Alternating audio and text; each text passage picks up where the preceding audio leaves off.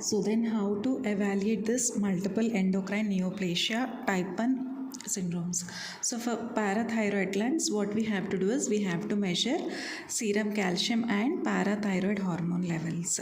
So for evaluation of hyperparathyroidism, we will be doing serum calcium and parathyroid hormone levels. So sometimes what happens is parathyroid hormone level, it might be minimally elevated or within the upper limits of normal.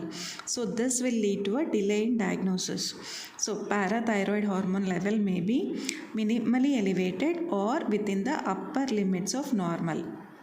So to avoid this can lead to delay in diagnosis. So we can use the other imaging modalities, parathyroid ultrasound and technetium Sestambi 99 technetium Sestambi scan. So these are also of limited value because of the diffuse hyperplasia involving multiple glands as seen in MEN-1 patients.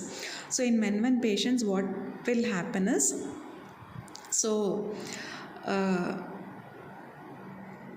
there will be a diffuse hyperplasia of these parathyroid glands. So parathyroid ultrasound and technetium Sestambi scans are of limited value.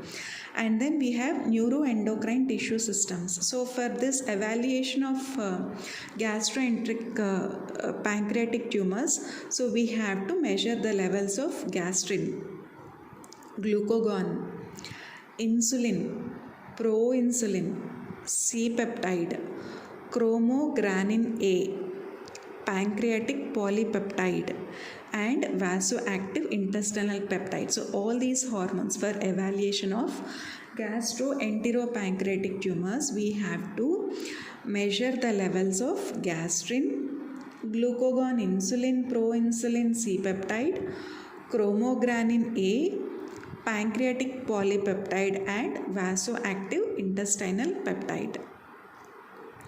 So if elevated levels of typically one and sometimes one or more of these hormones, so what will happen is, so all these markers, elevation of all these markers, they are indicative of a diagnosis of neoplasia either within the gastric, enteric or pancreatic tissues. And then we can do all the trans-abdominal ultrasound, CT scanning, MRI, octreotide scan, octreoscan and 68 gallium Dotatok PET imaging are used for localization and for possible metastasis. Of all these imaging modalities, octreoscan, 68 gallium Dotatok PET imaging, of all these imaging modalities, endoscopic ultrasound is the most sensitive single modality to detect pancreatico-duodenal tumors. So of all the imaging modalities, which is the most sensitive single modality, it is endoscopic ultrasound. And multiple studies have reported significant superiority of endoscopic ultrasound as compared to CT scan and somatostatin receptor scintigraphy. So compared to other scannings, endoscopic ultrasound has got significant superiority compared to CT scan and somatostatin receptor scintigraphy. Anterior pituitary gland. So for anterior pituitary gland, we have to evaluate the other hormones. So all the pituitary hormones. So what are these hormones? Prolactin, growth hormone, insulin like growth factor 1. Prolactin, growth hormone, insulin like growth factor 1, follicle stimulating hormone, luteinizing hormone, ACTH, thyroid stimulating hormone, thyroxine 4 and cortisol.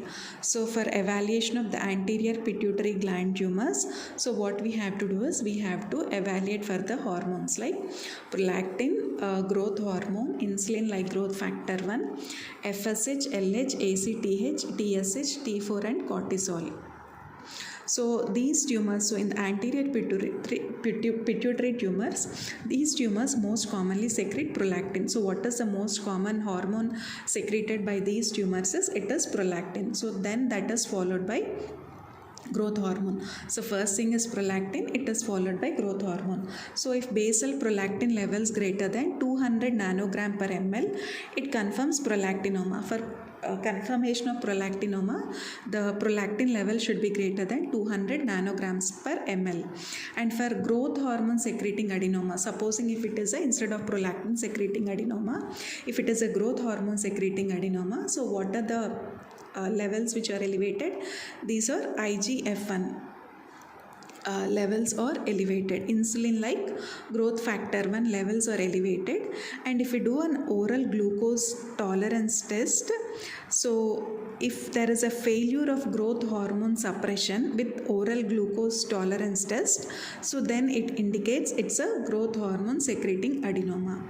And this non-secreting pituitary tumors can cause hypopituitarism by compression of the pituitary gland. So if secreting pituitary tumors, we can assess all these enzyme levels. So if it is a non-secreting pituitary tumor,